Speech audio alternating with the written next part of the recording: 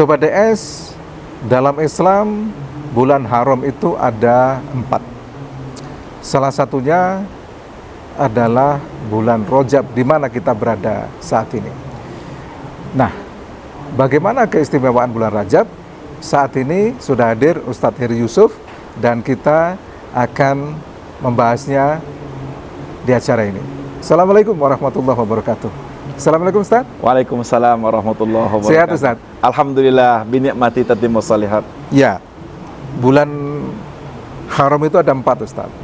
Ini salah satu bulan istimewa ya, Rajab diantaranya. Dan kita saat ini berada di bulan Rajab. Nah, keistimewaan seperti apa Ustaz yang harus kita ketahui? Iya. Silakan Ustaz. Bismillahirrahmanirrahim. Rasul ajarkan doa pada kita masuk ke bulan Rajab ini karena akan beruntun ke depannya ada Sya'ban, ada Ramadan. Sayyidus Syuhur, ada Sayyidul Ayam, yakni hari Jumat. Dan itu rupanya hari kemerdekaan bangsa kita ya, hari Jumat, 9 Ramadan. Ada Sayyidus Syuhur, yakni bulan Ramadan.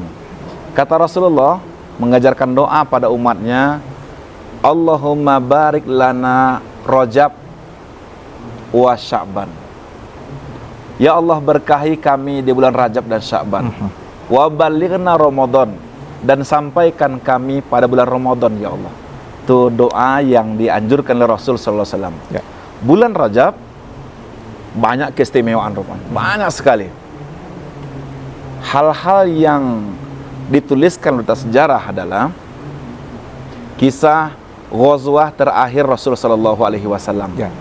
Yakni ketika Rasul baru saja melaksanakan Fatu Makkah dan ternyata menimbulkan banyaknya yang masuk Islam dan banyaknya hidayah yang bersarang di dada-dada orang-orang Mekah. Ya. Banyak yang masuk Islam. Kemudian Rasul melanjutkan safari dakwahnya, kalau boleh kita sebut safari dakwah, ke Taif, ya, ke Bani Hawazin. Namun dalam puncak-puncaknya dakwah itu gertakan datang, ancaman datang, dan Rasul pantang untuk diancam. Ya.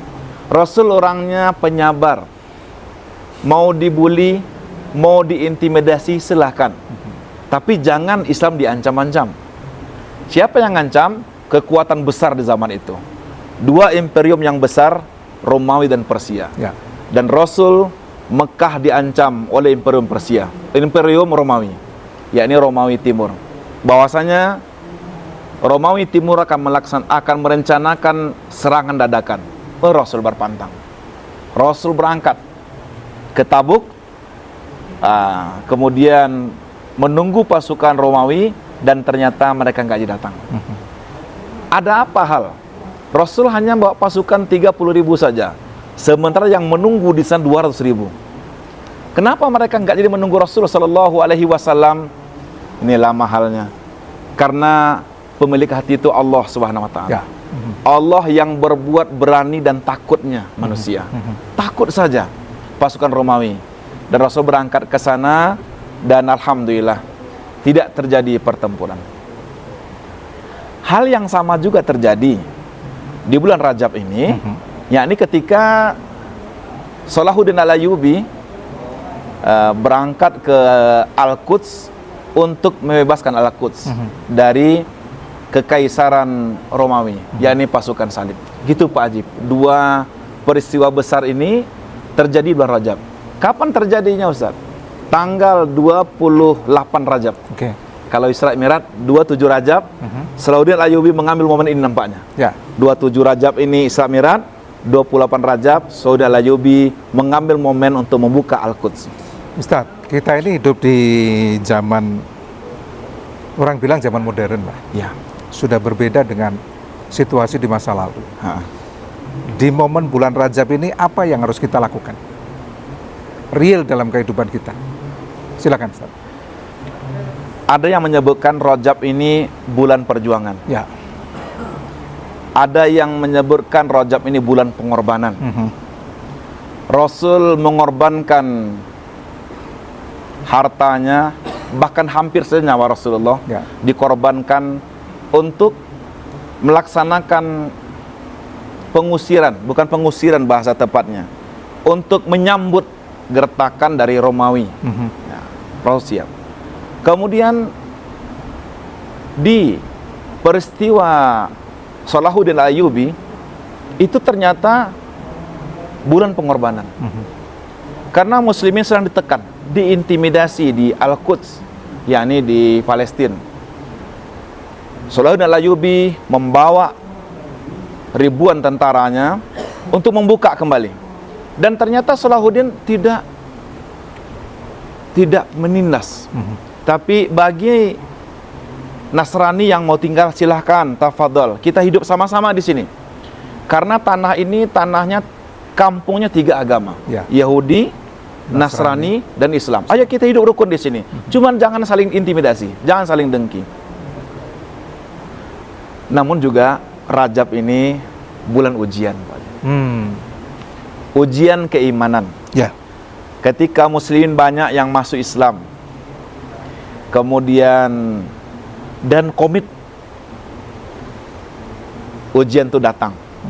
Karena Allah untuk mencek orang itu jujur atau tidak, kuat atau tidak, digoyang dulu kan. Oke. Digoyang. Apa goyangannya? Tiba-tiba saja 27 Rajab, malaikat Jibril datang ke rumah baginda Rasul sallallahu alaihi wasallam, ngajak Rasul untuk perjalanan jauh yang dikenal kemudian hari dengan Isra dan Mi'rajnya Rasul sallallahu alaihi wasallam. Jalan Rasulullah dari kota Mekah dibawa oleh Jibril ke Al-Quds, Masjidil Aqsa. Subhanalladzi asra bi 'abdihi lailam minal Masjidil Haram ilal Masjidil Aqsa, di malam itu. Jaraknya jarak tempuhnya kalau pasukan kuda itu bisa sebulan. Ya. Tapi Rasul menempuhnya hanya 1 malam saja. Itu bukan hanya dari Mekah ke Al-Quds saja, tapi kata baginda Rasul sallallahu alaihi wasallam, naik langit pertama, kedua, ketiga, keempat, kelima, keenam. Nabi bertemu dengan Adam alaihissalam, bertemu dengan Nabi Musa alaihissalam, Nabi Ibrahim, bertemu dengan Nabiullah Ibrahim alaihissalam, dan berkomunikasi langsung ya, di langit sana. Membawa perintah hadiah dari Allah Subhanahu wa taala. Rupanya hadiah itu bukan oleh-oleh makanan, bukan pakaian, tapi untuk ibadah, ya, pengabdian. ya. Barulah Rasulullah turun, diantarkan kembali oleh malaikat Jibril. Rasul duduk di samping Ka'bah sambil berpikir untuk menjelaskan ke umat bagaimana caranya. Rupanya itulah ujian keimanan para sahabat yang sangat dahsyat, yang sangat rawan. Datang Abu Jahal, Ya. sang provokator ini. Ada apa wahai Muhammad? Termenung pagi-pagi ini ada apa? Rasul menyampaikan ke Abu Jahal, mudah-mudahan, Rasul husnuzon Pak Haji, Ya. mudah-mudahan setelah ku sampaikan ini, kan ini peristiwanya amazing, mudah-mudahan Abu Jahal nanti beriman. Oh, rupanya Abu Jahal Justru sebaliknya. justru sebaliknya. Wih, mantap ini Muhammad. Hanya semalam Muhammad berangkat ke Syam, kemudian naik ke langit. Mereka nggak tahu waktu itu. Ya. Hari ini mungkin kita sudah bisa mengerti, paling tidak bulan udah sampai orang ke sana, udah ada jet. Nah, kemudian oleh Abu Jahal, Muhammad kita ceritakan ke publik, kita ceritakan ke sahabat-sahabatmu yang sudah masuk Islam. Baik Abu Jahal. Kemudian terus gimana caranya Abu Jahal? Tenang Muhammad, saya akan panggil semua mereka, silahkan engkau berpidato nanti, menyampaikan pengalaman yang hebat ini, yang menarik ini.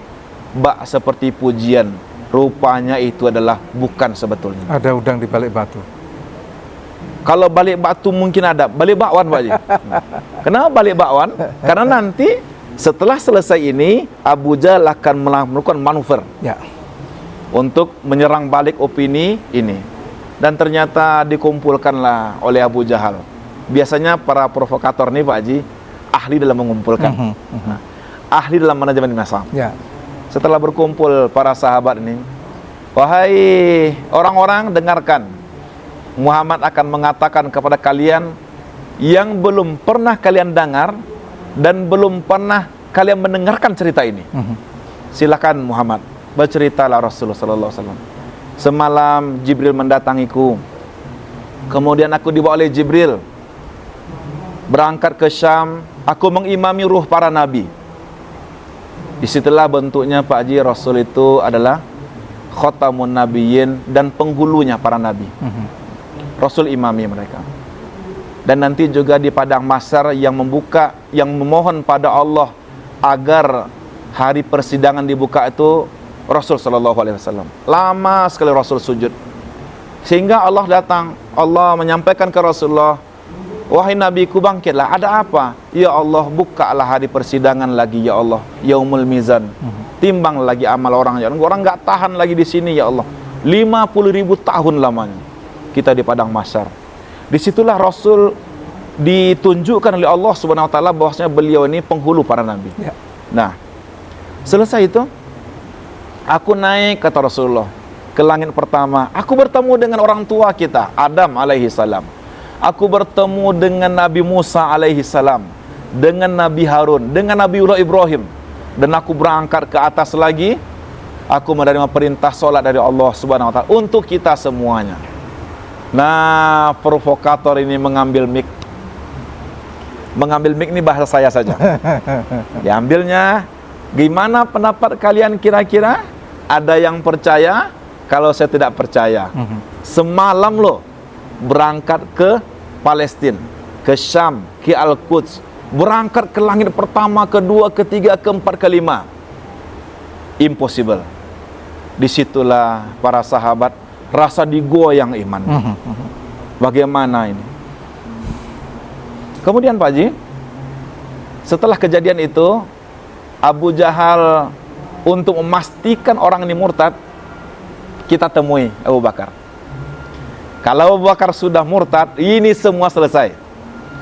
Ternyata bertemu dengan Abu Bakar. Wahai Abu Bakar, sesungguhnya sahabat karibmu, teman dekatmu, semalam dia berangkat ke Syam, ke langit pertama, dua, ketiga, dan sampai selanjutnya. Bagaimana pendapatmu kira-kira wahai Abu Bakar? Lebih dari itu aku percaya, kata Abu Bakar. Inilah kaget. Dan kata-kata Abu Bakar itulah yang menguatkan para sahabat. Makanya kata-kata ini, narasi ini sangat berpengaruh. Hati-hati kita menggunakan statement, hati-hati kita menggunakan kalimat, karena kalau salah-salah bisa menggoyahkan iman kawan kita. Tapi kata-kata Abu Bakar itu Pak Haji mengokohkan iman para sahabat. Lebih dari ini aku percaya. Baik, satu catatan Sobat DS, sholat 5 waktu adalah hadiah spesial dari Allah Subhanahu wa taala kepada Rasulullah sallallahu alaihi wasallam. Dan bagaimana kita memperlakukannya tergantung dari apa yang kita lakukan di bulan Rajab ini dan bulan-bulan selanjutnya. Terima kasih Ustadz atas ilmu yang disampaikan. Sama-sama. Kita akan jumpa kembali Sobat DS di episode berikutnya. Assalamualaikum warahmatullahi wabarakatuh. Waalaikumsalam warahmatullahi wabarakatuh.